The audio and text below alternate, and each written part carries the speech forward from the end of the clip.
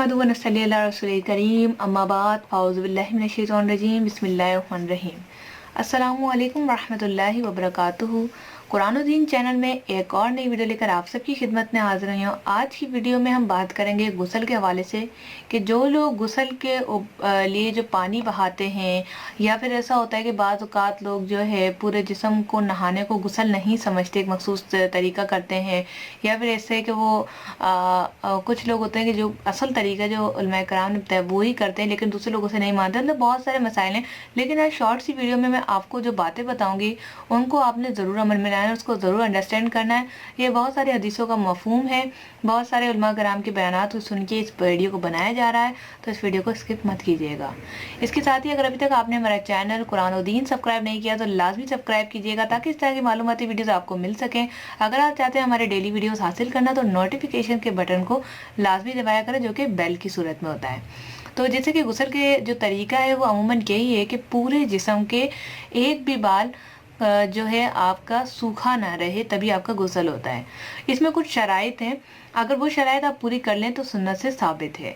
सबसे पहला काम ये करना है कि गुस्ल कब वाजिब होता है, तो ये इसकी जो है छोटी मोटी बातें ऑलमोस्ट सबको पता होती है, यानी कि ये मैरिड अफराद के लिए बहुत ज़रूरी है गुस्ल करना। इसके अलावा जो है नजिस का लग जाना, या फिर ऐसा है कि जो गर्ल्स जो होती हैं वो मंथली जो आयाम आते हैं उसके बाद गुस्ल करती हैं, तो गुस्ल जो है उसके अलावा भी कवारे लोगों में भी होता है, जैसे कि पर्सनल जो प्रॉब्लम्स होती हैं उसकी वजह से मॉर्निंग में जो है गुस्ल करना वाजिब हो जाता है। तो ये सारी चीज़ें जो है गुस्ल के शामिल हैं, इसमें गुस्ल करना लाजमी है। इसमें जो है इस्तिंजा कर लेना या वज़ू कर लेना काफ़ी नहीं होता।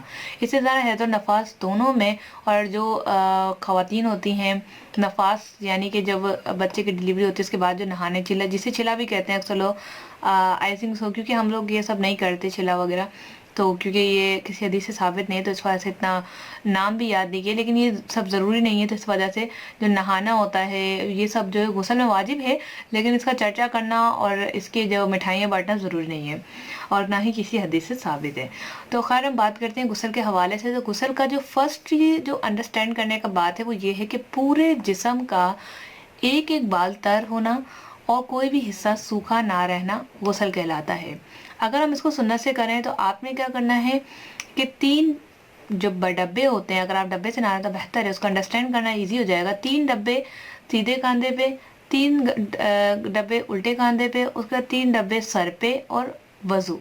सबसे पहले जो स्टार्टिंग में आपने करना है, जो मैं तरीका आपको बता देती हूँ, वो ये कि सबसे पहले हाथों को धोना, यहाँ से यहाँ हाथों को धोना, उसके बाद इस्तिंजा करना, और अगर कहीं जगह नजिस लगी हो तो उसे धोना।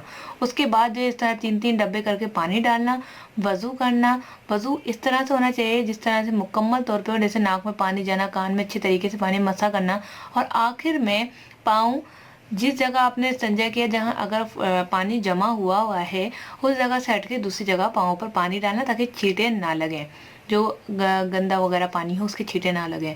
तो इस तरह करके आपने वज़ू का तरीका है। अगर ये सब याद ना रहे, 3-3 डब्बे याद हैं, तो आप मुकम्मल तौर पे नहा लें, ये भी गुस्ल में ही वाजिब है। आपकी नियत होनी चाहिए कि आज मेरी नियत है गुस्ल की, और उसके बाद आप नहा लें और वज़ू कर लें, इंशाअल्लाह ताला आपका गुस्ल ये भी जायज़ है।